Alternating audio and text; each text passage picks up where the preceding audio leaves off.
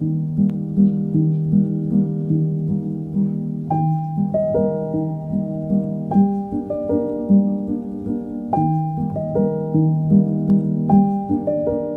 és la capacitat d'expressar emocions, ¿no? Y de parlar emocions. Y veo este juego muy potente para trabajar con niños y jóvenes y adolescentes. Todo el tema de las emociones, de la soledad, de la empatía. Yo me he encontrado con gente desde los 5 años hasta los 16, más o menos. Y sí que es verdad que al principio a los niños más pequeños les costaba entender un poco el juego, pero a la que lo entendían te daban propuestas súper potentes y eran capaces de expresar cómo se habían sentido en muchas ocasiones. Y con los adolescentes costaba un poquito más porque primero se lo tomaban como un poco a cachondeo, pero luego sacaban su parte como más vulnerable. Y eso era muy potente porque a través de allí podíamos trabajar un poco de cómo se habían sentido, qué es lo que harían. La veritat és que trobo que és molt fàcil posar-se en situació, que dona l'oportunitat als nens de parlar de situacions pròpies o de situacions imaginàries, no? O trobar solucions, no? Creatives a situacions o que poden viure o que coneixen altra gent que les poden viure. Molt bé. Llavors la idea és que aquí, amb una partida molt breu, han sortit com moltes idees. Llavors, com a educadors i educadores, poder pensar i fer aquesta reflexió al final. Sovint, quan veiem una persona que està sola, no sabem com acostar-nos, però heu vist que ha sortit un munt de possibilitats. Llavors és important poder fer servir la imaginació. Una cosa que dius, ostres, i com plantejo això, no? Tot té una volta per poder acostar-nos a aquesta persona. Aquesta era molt difícil.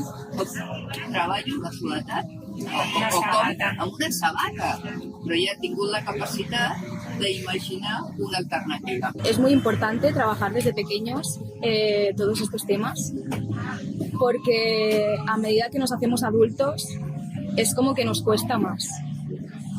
Entonces, el hecho de trabajarlo con un juego puede ser una herramienta súper potente y que va a servir mucho para hacernos responsables de cómo nos sentimos nosotros, de empatizar con los demás, de cómo se pueden sentir.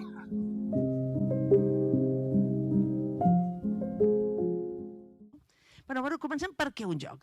Doncs mireu, el joc ens forma, ens conforma i ens transforma com a persones. I és un element molt poderós. Les persones, els éssers humans, tenim molts poders. Tenim el poder d'estimar, tenim el poder d'escoltar, tenim el poder de raonar, tenim el poder d'estimar, crec que l'he dit, no? El primer, sí, és que ens estimem molt. Tenim molts poders, no? Tenim el poder de mirar i de vegades veure, d'escoltar, d'abraçar, tenim molts poders. I un d'ells és el poder de jugar. Hi ha savis que diuen que no és que el joc sigui cultura, sinó que la cultura brota del joc. És a dir, perquè els éssers humans som capaços d'obrir-nos al misteri i a la bellesa, hem sigut capaços de crear cultura. I això és el joc, és una actitud de l'ésser humà que ens acompanya al llarg de tota la vida. Us he posat aquí, m'agraden molt les frases, si a algú no li agraden sempre vull dir que no és meva, és d'un altre. Aquesta és d'aquell senyor Botter, un llibre molt bonic, que es diu El llibre dels jocs, és un llibre que explica molts jocs, els jocs al llarg de la cultura, de les diferents cultures i els diferents moments socials, diguem-ne. I diu aquesta frase, diu, cada dia, cada moment, es juguen els 4 racons del món, ara mateix, als patis de les escoles, aquí i a tot el món, al carrer. Els jocs construeixen una de les rares activitats humanes que aconsegueixen transcendir les monumentals barreres socials, culturals, lingüístiques i geogràfiques que separen els diferents pobles de la Terra. I és tal qual, si aneu a qualsevol parc de la ciutat, el parc de la Ciutadella és ideal perquè allà hi ha nens de tot arreu. Veieu a la canalla que parlin la mateixa llengua o no la parlin, és igual, es miren i es posen a jugar. Trobes allà les mares al costat que fan... perquè clar, les mares no s'entenen, no? I els nens estan allà amb les pales o amb no sé què. El joc té aquesta màgia, no? Que fa que desapareguin les jerarquies, que fa que ens puguem conèixer ràpidament els uns als altres, ens fa que coses que estan sota la taula pugin, que les barreres defensives baixin i per tant puguin florir altres coses. No? El joc en si mateix és un recurs, normalment el veiem, és un recurs, jocs per combatre l'asortat, jocs per, no? I sempre li posem una utilitat. No? I és cert, el joc és molt útil, però alhora podem dir que el joc és inútil, en el sentit de que perquè realment funcioni un joc, perquè realment puguem treure tots els beneficis del joc, el joc ha de ser sobretot un joc. I el joc, com el defineix bé la Comissió de Drets dels Infants de Nacions Unides, el joc és un fi en si mateix i no és un mitjà per aconseguir cap fi. Això als adults a vegades ens explota una mica del cap perquè sempre busquem la utilitat de tot i mira tu, això ens surt, això és com l'endivinalla del silenci, ja l'he dit, veus? Que és allò que es trenca només anomenar-ho, no? Pues el silenci, no? Pues amb el joc passa igual, no? Si vas amb el joc de la soledat a sota el braç, la gent surt corrent. Si vas amb antídots, no, Antídots mola, Perquè antídots de què? A veure, quins antídots, no? Bé, d'això es tracta, no? Per tant, aquí diem que quan el joc és una estratègia, és una metodologia, és un recurs que no invalida aquest fet de passar-nos-ho bé, aquest fet de compartir, aquest fet d'anul·lar jerarquies, aquest fet de jugar per jugar, llavors tots els seus beneficis apareixen. I aquí us n'hem posat uns quants, no? Evidentment, el joc facilita conèixer coses concretes. Pensem en un trivial, sense anar més lluny, per exemple, però també en un rooming cube, que et passes tota l'estona fent càlcul, diguem-ne, no? El joc incentiva comportaments. És millor ser ràpid o és millor ser lent? És millor esperar a veure què fa l'altre o és millor avançar-me? Cada tipus de joc, les regles de cada un dels jocs està incentivant una manera de comportar-nos determinada, no? Transmets valors. Espero, no espero el torn, m'aixaco, no m'aixaco. Facilita aprenentatges, com deia, evidentment, no? I sobretot és divertit. És divertit i produeix plaer. Però és un plaer, el plaer vinculat al joc, no és el plaer que podem imaginar els adults, no? Quan estem ja a vora l'estiu, no? Una cosa que doni plaer, doncs ja ens veiem amb un mojito a la platja, no? I un aire condicionat fresquet, no? No, el plaer vinculat al joc és un plaer vinculat a l'esforç. Quan més m'esforço, més plaer tinc. Quan més m'ha costat guanyar una partida perquè mai la guanyo, el dia que la guanyo, uah, aquell dia... Fins i tot la serietat, no? A vegades, el joc és sèrio i tant. Tu mira, quan estàs en una partida i estàs concentrat, estàs molt sèrio. Quan guanyes sí que tots són gritos, però mentre estàs allà encara, no? Per què tot això us explico? Perquè de fet, i hem escollit un joc com una manera de combatre la soledat, perquè el joc en si mateix té ànima. Aquesta ànima li diem actitud lúdica. L'actitud lúdica té a veure amb una cosa que deia l'Ele fa un moment, quan ens explicava l'exemple d'anar davant o anar al costat o anar al darrere. Anar al costat és estar present. L'ànima del joc és present. Un joc has d'estar present. Si juguem antídots no podem estar contestant whatsapps, estem presents. És prendre les dificultats com a reptes, és posar passió en allò que estàs fent, és gaudir de la bellesa, és cometre errors i que no passa res perquè l'error forma part del procés, és conrear una paraula que en català no l'acabo de trobar mai, que és el asombro, una paraula preciosa, l'admiració, aquesta barreja de curiositat, primer de meravellar-te per alguna cosa, i que aquesta meravella et fa venir preguntes, curiositat. Tot això té a veure amb l'ànima del joc. I l'ànima del joc és revolucionària. Per què? Perquè ens fa apassionar-nos. Ens fa apassionar-nos sense límits. Ens fa crear vincles. I què millor que per combatre la soledat que crear vincles. Que això és un dels superpoders que tenen els jocs. I passo la paraula a l'Ester perquè ens expliqui ja concretament què és antídots, de què va, què hi ha en aquesta caixa. Sí.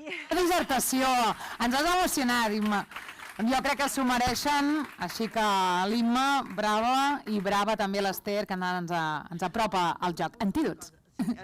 És que passen dues coses. Una, que sóc filla única. Ah, mira, és el que té, la màgia. I que em van portar els Reis el 6 de gener. I això em mola molt. Molt bé. Molt bon dia a tothom. Ara jugarem a lo loco, perquè aquesta modalitat de joc existeix, però deixeu-me que abans de fer... Ara vaig a utilitzar una paraula en anglès que ja sé que l'unboxing, perquè ara obrirem el joc aquí, tots obrireu aquesta capsa, els que no ho hagueu fet encara, obrirem la capsa i la mirarem. Però deixeu-nos explicar-vos una petita història.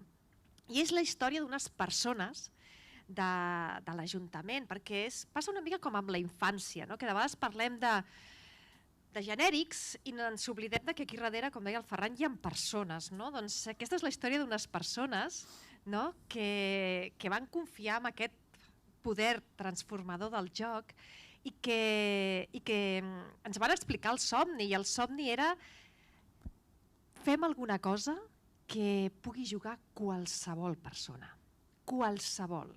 No volem un joc complex, que ens el premin amb un... No, volem un joc a l'abast de tothom, sigui com sigui aquesta persona. No?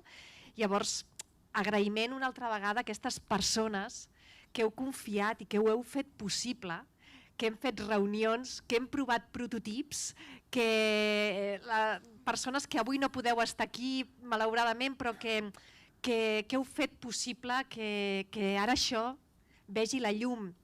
Un joc que ens demanàveu intergeneracional, flexible per a totes les edats, que provoqués conversa, però alhora el que diu l'Imma, que no es vegi un joc avorrit, que no es vegi un joc excessivament moralista, no sé com, que no era pas aquesta la intenció. El que volíem era posar damunt de la taula una conversa i que d'aquesta conversa sorgís el que havia de sorgir. No? Això també ens va portar a un joc, l'Antídots, amb infinites modalitats de joc. De fet, hem posat algunes que se'ns han acudit, però ja veureu quan l'obriu que us en inventareu de noves. Nosaltres estàvem fent els tallers que heu vist al vídeo i ja ens estàvem inventant noves formes de jugar. Sí? Perquè és un joc que el que volem és que provoqui això. De fet, hi ha cartes en blanc, fins i tot perquè afegeixis les teves pròpies cartes. No? I el que buscàvem també és aquesta empatia i aquesta creativitat entesa com la cerca de solucions. No? La creativitat que ens parla d'això. Tu em planteges això, com ho puc resoldre? No? I sobretot un joc que ens permetés estar amb els altres. Així que ara us toca agafar aquest joc que teniu a les mans, i obrir-lo. Sí, primer és treure-li el plàstic, sí? D'acord? Sí. I ara us explico què vol dir el nostre amic de A lo Loco. Nosaltres vam estar provant diferents modalitats de joc, sí? Perquè ja us hem dit que cada cop que obrim la capsa ens en surten noves. I vam estar provant, no?, una modalitat que era que cadascú amb el seu torn, per exemple, el Manel, després el Carles, després el Ferran, explicaven coses. I en un moment donat els hi vam dir, la senyora diu, escolta, ara a lo loco, ara antídots amb les cartes que tinguis, però una darrere de l'altra, això sí, que se'ns entengui, no? I amb aquest nano, a lo loco, va dir, això m'agrada, no? Perquè volia un joc que fos més adrenalític, no? En canvi, hi ha infants que li agradava un tipus de joc més tranquil. Bàsicament, hem creat com dos grans modalitats que a la vegada es fragmenten en múltiples modalitats.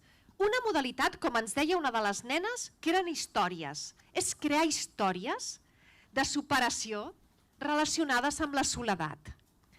I d'altres tenen a veure amb trobar de forma creativa antídots. Sí? Un té aquesta part més de narrativa, de storytelling, també de relat, què ens diem a nosaltres mateixos, i l'altre té a veure amb buscar antídots. Bàsicament tenim 3 tipologies de cartes. Les cartes d'imatges, que són les que ens despertaran la creativitat, cartes de situacions i cartes de condicions. Llavors podem jugar només amb les imatges, que si us hi fixeu, a més, és un joc de famílies perquè tenim antídots contra la soledat, no? Com comunicar-nos, com aprendre. Sí? Aquí ja tenim, ja veieu, no? Que hi ha cartes que ens poden fer molts suggeriments, però a més podem complicar una mica més la troca i podem dir, en aquesta situació concreta, com podríem abordar la soledat? I fins i tot podem tenir condicions en aquesta situació concreta i tenint en compte que és de nit o que la persona va amb cadira de rodes o que la persona ets tu. Com abordaries la soledat? Sí? És a dir, aquestes són les 3 grans tipologies de cartes que són les que combinem per extreure múltiples maneres de jugar. I recordeu que us hem dit una altra manera de jugar. N'hi ha moltes, ja veureu en el joc, però com els 2 grans grups, no, de formes de jugar és amb relats. D'acord? Aleshores, ara, amb aquestes 4 imatges, hem de fer un relat d'una història de soledat resolta. Hi ha modalitats, ja ho veureu, que la fas tu sola, amb les cartes que t'han tocat expliques la teva història i, com ha dit una de les nenes, hi ha una altra que la història la construïm entre tots i totes. Sí? Comença un tirant una carta i entre tots i totes creem una història. Insisteixo, hi ha moltes altres maneres de jugar. Hi ha cartes fins i tot de moments de soledat desitjada. És a dir, hi ha una modalitat que el que fa és posar l'atenció en que de vegades ens agrada estar sols, no? Però potser a la Magda no. Potser a mi m'agrada anar al cinema sol, perquè m'ha tocat l'entrada de cinema, però algú em diu, doncs a mi no, i es posa a sobre de la taula, tot jugant i amb el riure i amb que jo vull fer els punts abans, a vegades hi ha sistemes competitius i col·laboratius, amb la risa, jo ja sé que a la Magda no li agrada anar al cine sola i a mi sí.